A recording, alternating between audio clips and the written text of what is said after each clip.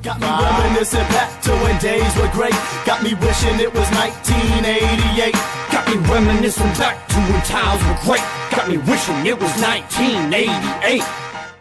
Greetings, Lime Nation. I am Scholar. And I am Prof. And we are JP Lime Productions. With this, the December edition of the Rap Flashback, we're nearing the end of 2014. Yes, y'all. It's been a great first year.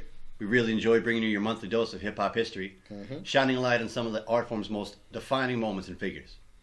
So now we'd like to take a brief look back at some of our favorite moments from the Flashback, and we'll kick it off with a segment from our September edition, highlighting a week in 1994 when Bad Boy Records single-handedly changed the course of hip-hop. 1 week in September of 1994 proved to be so critical in hip-hop's history that we decided to give it its own space.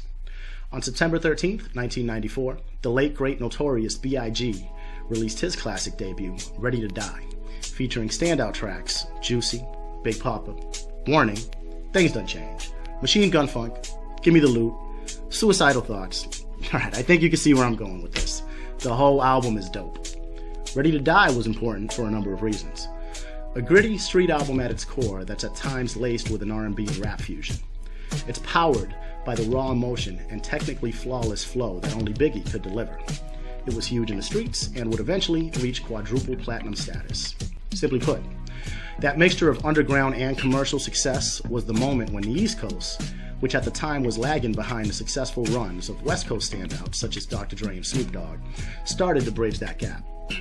Most importantly, however, Ready to Die introduced the masses to the man who many consider to be the greatest pure rapper ever, the Notorious B.I.G. Rest in power, Biggie. We'll always love Big Papa. Just 1 week after Ready to Die dropped, Biggie's Bad Boy label mate, Craig Mack, would release his debut, Project Funk the World, on September 20th, 1994. Though the album would not achieve the commercial success of Ready to Die, it was definitely a favorite in the streets.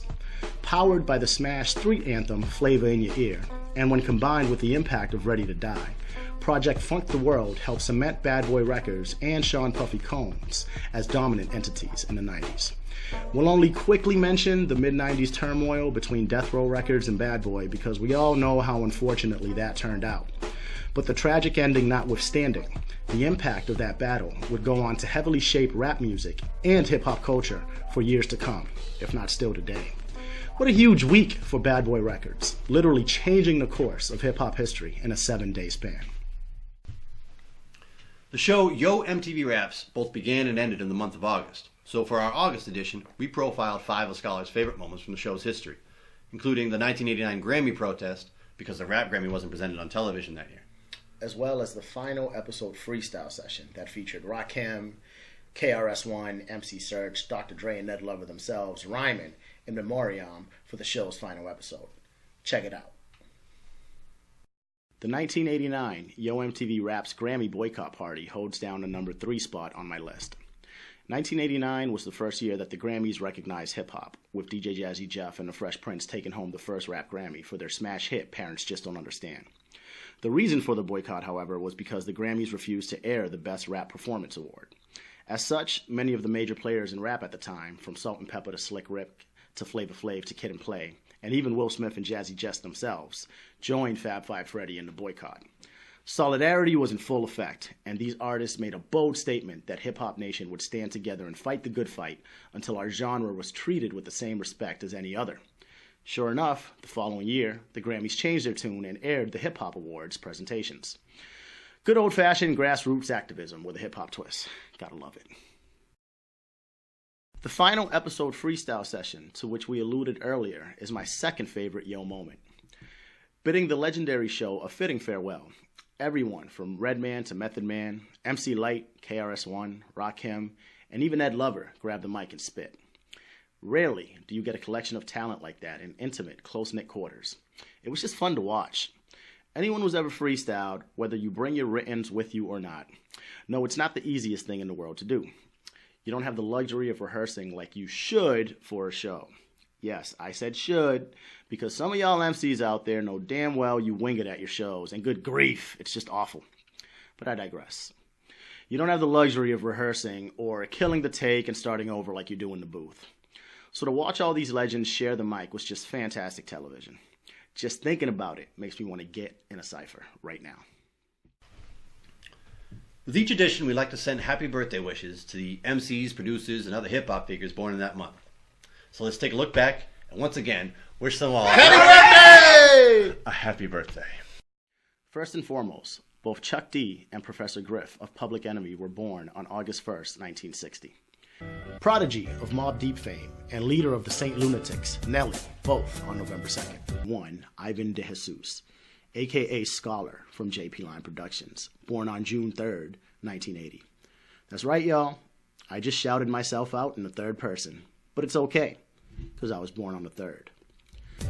Bad Boy Records, Sean John, and Ciroc mogul Sean Puffy Combs, a.k.a. P. Diddy, November 4th. Wu-Tang members RZA and Inspector Deck were born on July 5th, 1969 and July 6th, 1970. Slaughterhouse MC Royce da 5'9", July 5th, 1979, and groupmate Joel Ortiz, July 6th, 1980.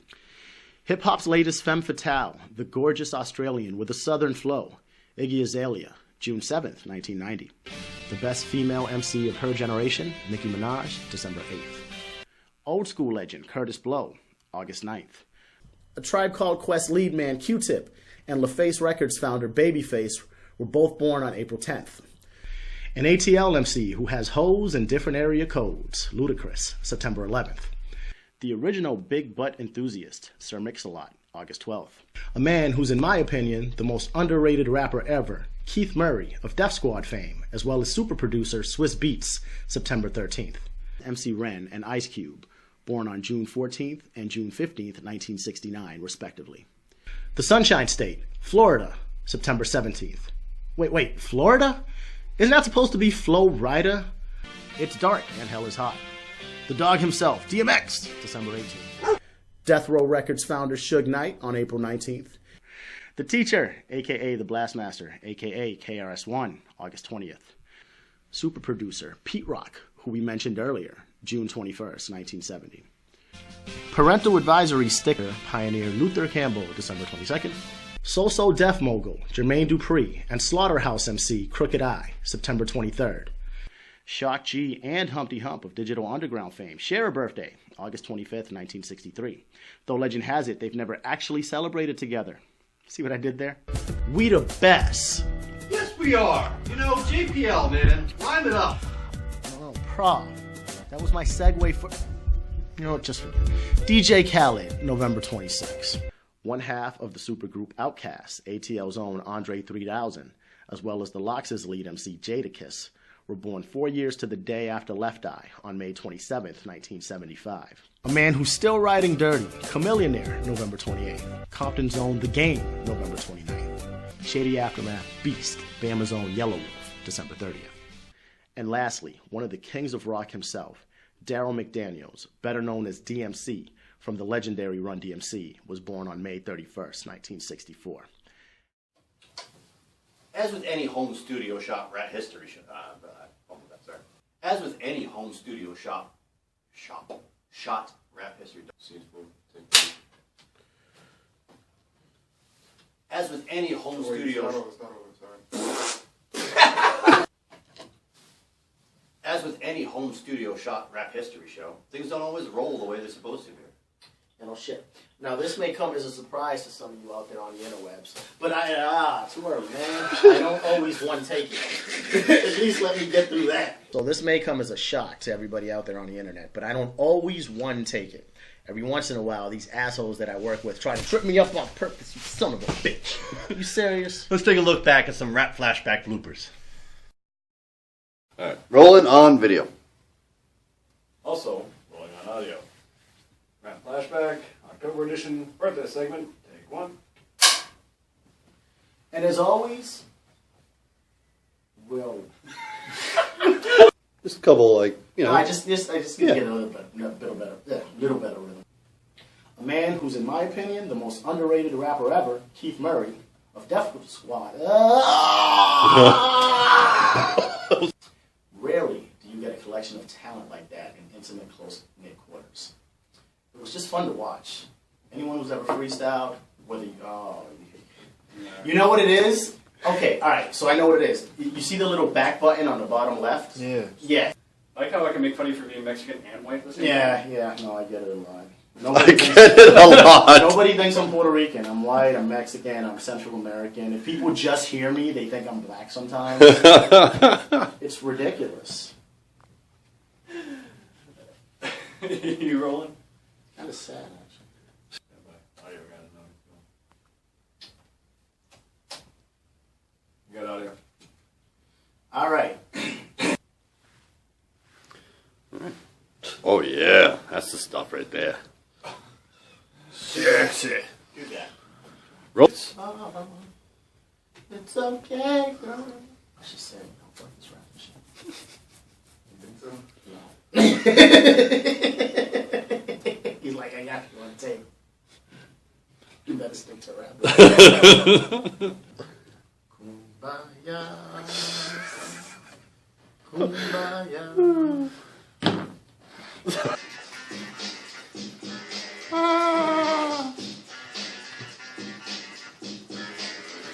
Steve.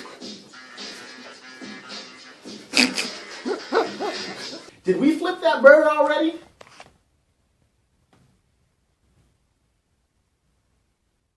I think we got that one right. Yup.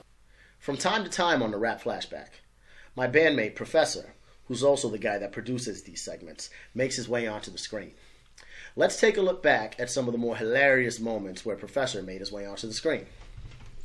Wait, when the hell did you leave?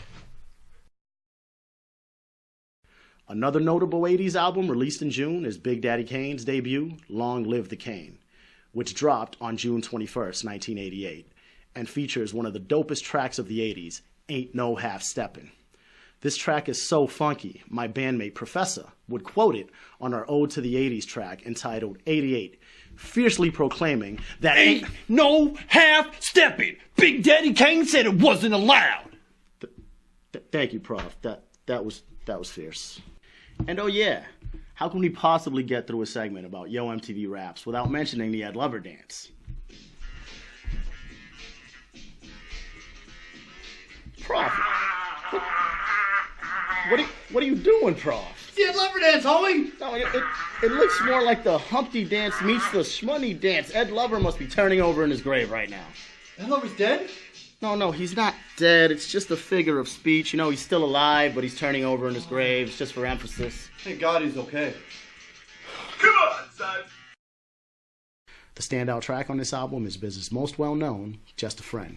A fun track where Biz raps about one of his crushes leading him on and eventually breaking his heart when he catches her cheating with some college stud. I feel your pain, Biz. We've all been there. F that hoe. Now, typically, we set up some sort of gimmicky joke to segue into these catchy old school tracks. But Just a Friend needs no such setup. So, Prof, come here, Home Slice. All right, now, everybody out there on the internet watching with us, sing along now. You got what I need. You say he's just a friend. You say he's just a friend. Oh, baby. I ain't no joke. I used to let the mic smoke. Now I slam it when I'm done and make sure it's broke. Late 80s fire that packs just as much punch today as it did back then. Simply put, if you're not up on this record, then you suck at hip-hop. Yeah, Scholar, Big Daddy Kane. Ain't no half stepping. Big Daddy Kane, what the dude? It's the Rock Him segment. Are we still filming?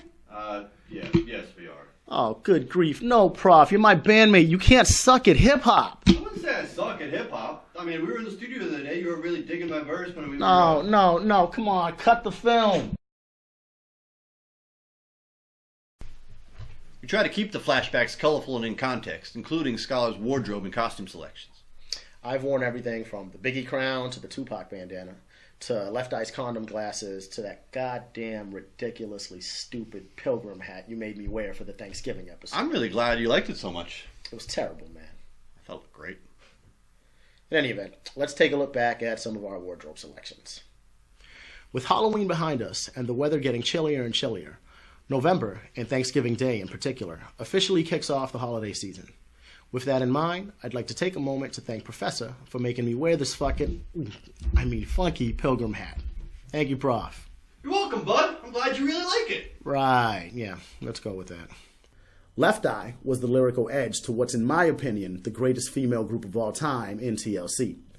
Her spunk was magnetic, her verses were nothing worse than solid and often fantastic, and her sense of style really pushed TLC over the top. I also always loved how she really made it a point to promote the importance of practicing safe sex via both stylistic visuals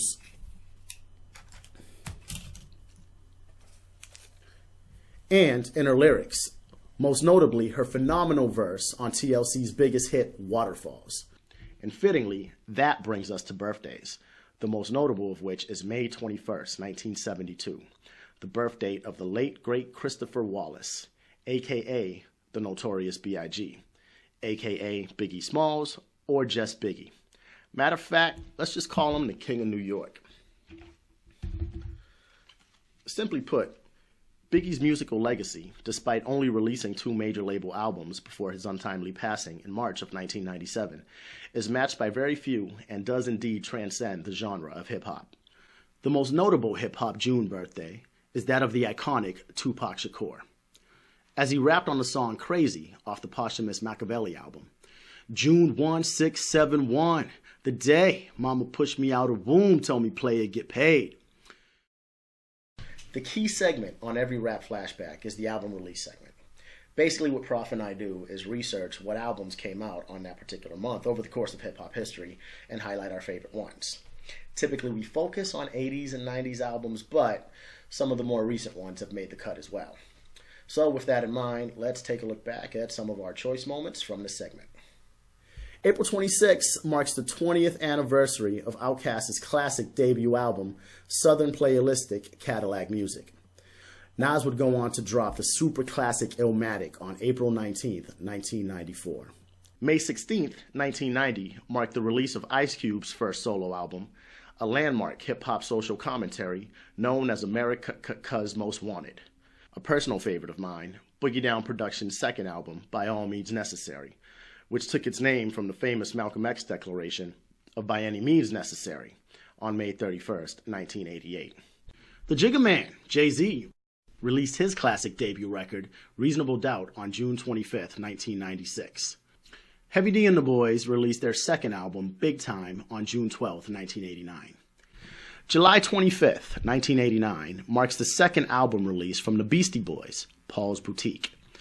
Known for the extensive sound experimentation from the producer duo The Dust Brothers, the album would be a landmark in the evolution of the way we think about sampling, both legally and artistically. Bone Thugs-n-Harmony released their sophomore record, East 1999 Eternal, on July 25th, 1995. July 7th, 1987, marked the release of Eric B. and Rakim's debut album, Paid in Full.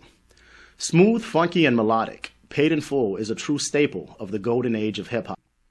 Only built for Cuban links, Raekwon's first solo album was released on August 1st, 1995. The legendary gangsta rap pioneers, NWA, released their debut album, Straight Outta Compton, on August 8th, 1988. That's right, y'all, 8888 was the date we officially witnessed the strength of street knowledge. The legendary Marley Marl dropped Control, Volume 1, on September 1st, in that magical year for hip-hop, 1988. A Tribe Called Quest dropped their classic, Low End Theory, one of the first albums to fuse hip-hop with that laid-back jazzy feel, on September 24th, 1991. Naughty by Nature dropped their self-titled debut on September 3rd, 1991.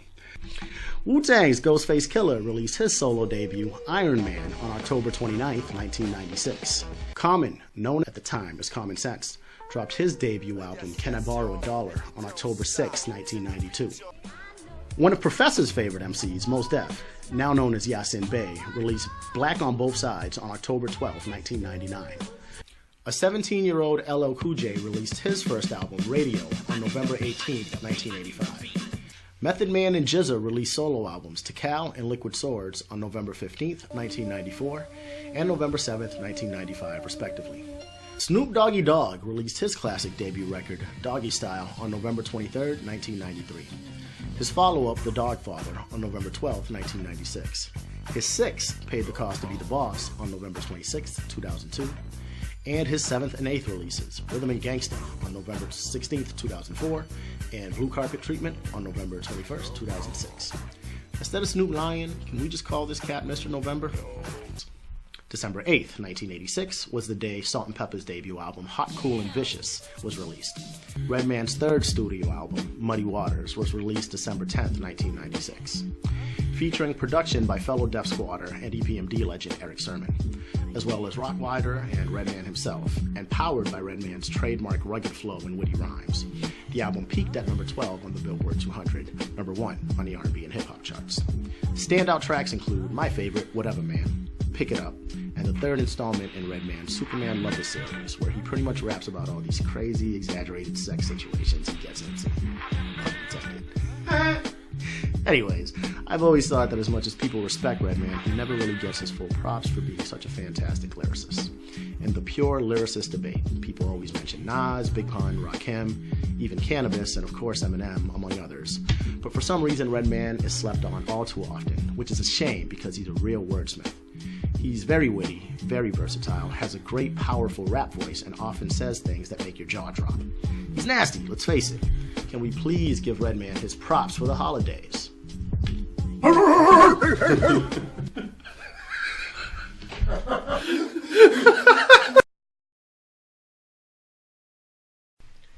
And then there was a time they did this to me. And I never cared for ham, though occasionally I've used the term going ham, i.e. going hard as a motherfucker. I always end up wanting a ham sandwich later in the day. Matter of fact, this has been a long segment, and I'm hungry now. I think I'm about to go ham on a ham sandwich. What? And then this. And of course, the urban entrepreneurial anthem, CREAM, i.e. cash rules everything around me. Get the money! Dollar, dollar bills, y'all! And of course, the urban entrepreneurial anthem, CREAM, i.e. cash rules every... Jesus Christ. The urban entrepreneurial anthem, CREAM, i.e. cash rules everything around me. Cream, get the money. Dollar, dollar bills, y'all.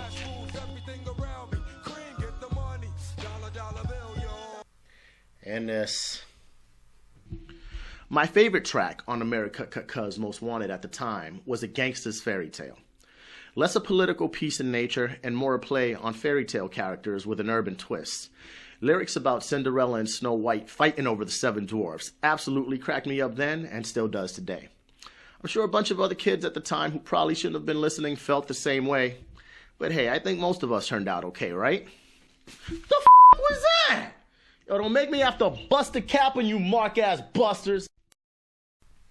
That concludes our look back at the first year of the Rap Flashback. We'd like to send a big thank you to all our loyal viewers and encourage you to join us in 2015 as we continue to educate and entertain as we explore the history of the most potent musical genre in the world today, hip-hop. You better believe it. I am Scholar, and for my partners, Spaceman and Professor, we'd like to wish everybody a happy holidays, and we're going to sign off now. See you next year. God, I hate that joke. Yeah, shut the fuck up. Got me reminiscing back to when days were great. Got me wishing it was 1988. Pop a tape in the radio, stereo sound, push it good. Salt and pepper made us all get down and clown around like bozo. No more dough for folks who smoke crack. Ronald Reagan was whack, and our hope was read my lips. No new tax. It's still a long way from realizing we got bushwhacked. Hood rats and freaks came out at night. Everybody played a fool, no exception to the rules. Got me reminiscing back to when days were great. Got me wishing it was 1988.